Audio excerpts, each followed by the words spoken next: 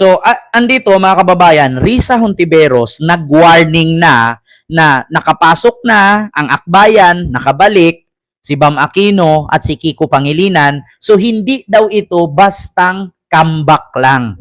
So, meron itong purpose. Mga kababayan, hindi ito bastang comeback lang. Ito mga kababayan. So ito mga kababayan ang ating gagawin. Ito.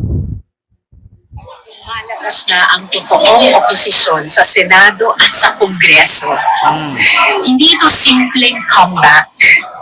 Pinapatunayan lamang ng halalang ito na hangad pa rin ng masang Pilipino ang pamahalaang may puso, may prinsipyo at may takang manindigan.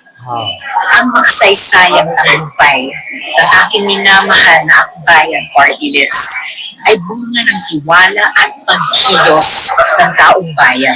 Once more, the Filipino people have brought bayan to the top of a very hard-fought party list race. Buong puso akong nagpapasalamat sa solid supporters ng akbayan sa pananatili at pagbitbit sa ating partido sa bawat sulok ng bansa.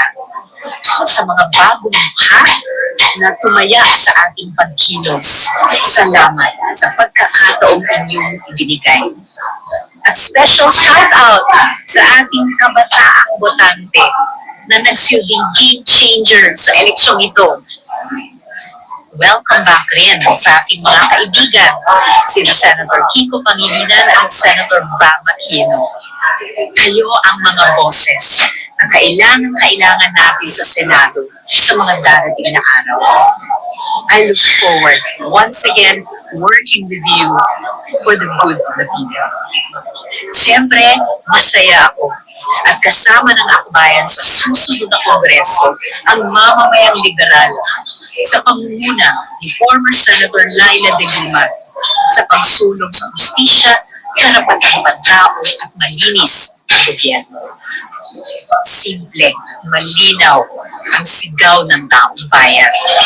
Itaas ang sahod, ibaba ang presyo ng bilihin, at tiyaking may pananagutan ang nasa kapangyarihan.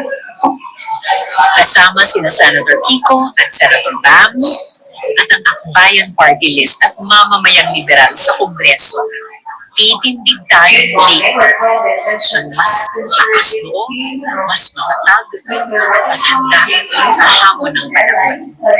At sa milyong-milyong bagong kasama natin sa laban, maligayang pagdating, kaya natin. Narinig nyo mga kababayan, ulitin ko ha. Malakas na ang totoong oposisyon sa Senado at sa Sabi ni Risa Hontiveros, Senador Risa, lumalabas na ang totoong oposisyon. Sila naman talaga ang totoong oposisyon, mga kababayan. Hindi po ang mga Duterte ang oposisyon. Ang totoong oposisyon, sa madaling salita, ang totoong kalaban sa gobyerno noon, ayaw sa mga actually, hindi naman sila ayaw kay BBM ngayon. Actually, sumuporta naman sila kay BBM. Not all the time. Not all the time. Merong mga ibang bagay na hindi sila sumusuporta at meron ding ibang bagay na suporta sila. Katulad sa pakikipaglaban ni Pangulong Bongbong Marcos sa West Philippine Sea. Isa yan sa kanilang pagsuporta ng Kakamping at Liberal Party dahil dyan sa pakikipaglaban ni Pangulong Bongbong Marcos sa West Philippine Sea. So alam nyo naman po kung ano ang layunin at adhikain nila noon. Kaya nga po isa sa kadahilanan na ipinakulong ni Digong itong si Senador Laila de Lima dahil po sa nangyari na nabuko ang kanyang gentleman's agreement at yung pag-iimbestiga ni Senador Laila de Lima sa mga extrajudicial killing case, yung mga ibinao nila dun sa kwari-kwari. Naalala nyo? Kaya nga po ay ipinakulong niya si Senador Laila de Lima. Pangalawa, nabuko ni Senador Antonio Trillanes itong mga kabulastugan ni Digong, kaya ang ginawa niya, sinabi na trililing daw sundalong kanin itong si Senador Antonio Trillanes, ngunit sapagkat bagamat naisahan siya, nakulong pa rin.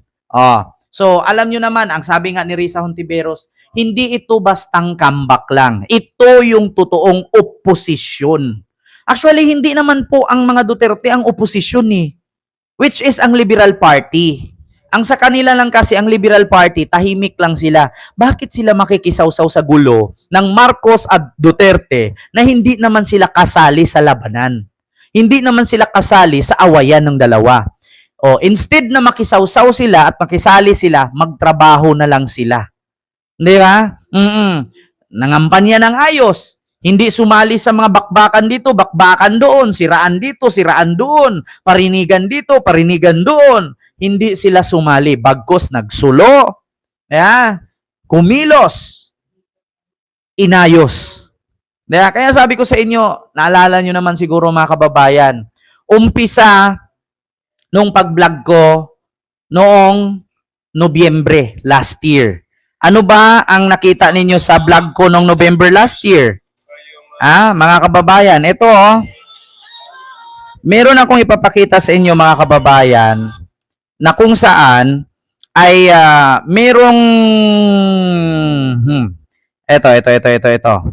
Meron akong video nung nakaraan na kung saan mga kababayan ay grabe po yung sinabi ko na patungkol sa iboto ninyo, much better na iboto ninyo ang liberal, no?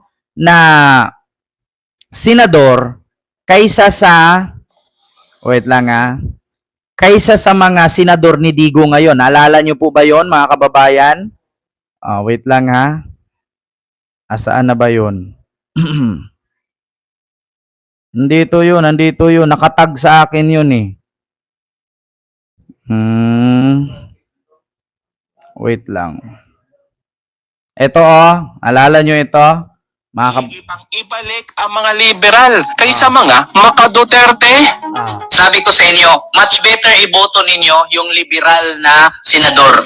Simula nung pinalitan ni Digong ang liberal na senador, nagkandalit-silitsi ang Pilipinas. Lahat ng senador na pinasok ni Digong, ni isa walang naipakulong. Si Robin, walang kwenta. Si Bato, walang bata. Si Bungo, nagagala. Cynthia Villar, puro lang pangangkin ng lupa. Mga Cayetano, ganun din, puro daldal lang. Maliban na lang kay Risa Hontiveros. Kung hindi dahil kay Risa Hontiveros, hindi makulong si Alice Go. Hindi makatakbo si Harry Roque ng ibang bansa at magtago. Sabi ko sa inyo, ibalik ninyo yung mga senador noon. Mas maganda pa yun. Ngayon, mga senador ni Digong, buwakan ng iyang tawatan na yan. Asan yung pinagyayabang ni Digong dyan na magaling si Harry Roque? Bakit si Harry Roque ngayon pati yung asawa niya nagtago sa Abu Dhabi? Iboboto niyo pa ba si Kibuloy? Kapag hindi kayo bumoto sa akin, hindi kayo mapunta sa langit. Tangina niya, hindi nga siya nakapunta ng langit. Tapos ako, pabobotohin sa kanya para makapunta ng langit. Kuntog yung ulo mo, magkulong ka na lang dyan habang buhay. Hindi pang ibalik ang mga diba? Sabi ko sa inyo mga kababayan, November pa yan last year. Sabi ko nga, much better nga iboto nyo mga liberal na senador, may nagawa pa yun eh. Kasi kung tutuusin ninyo, lahat ng liberal senador, hindi ko naman sinabing sila talaga lahat gumawa ng batas. Lahat po talaga sila may nagawang batas. Oo, kung tutuusin na, almost majority sa mga liberal senador, lahat po sila may napatunayan, may nagawa. Sino bang nagpakulong kay Alice Go? Risa Hontiveros. Sino bang nagpatakbo kay Harry Roque? Risa Hontiveros. Sino bang nagpakulong kay Kibuloy? Risa Hontiveros. Asaan yung mga senador ni Digong? 'Di ba? 'Yun ang isa sa aking mga sinasabi. Actually, ito November 26, 2024. Kuyan, ni-live dito sa aking YouTube channel, which is nagkatotoo nga naman. Nakinig din po pala ang taong bayan. Much better na boto ninyo yung mga liberal na senador. Di ba? Totoo naman. Hindi ako nagkulang. Kaya sabi ko sa inyo mga kababayan, antayin ko si Mama Lenny. Sa 2028, Mama Lenny, balik ka. So yun na mga kababayan na. Sabi nga ni Senador Risa Hontiveros, hindi lang ito basta comeback. Meron silang obligasyon, meron silang dapat gawin. 'Di ba? Oh, so dito tayo mga kababayan. The last but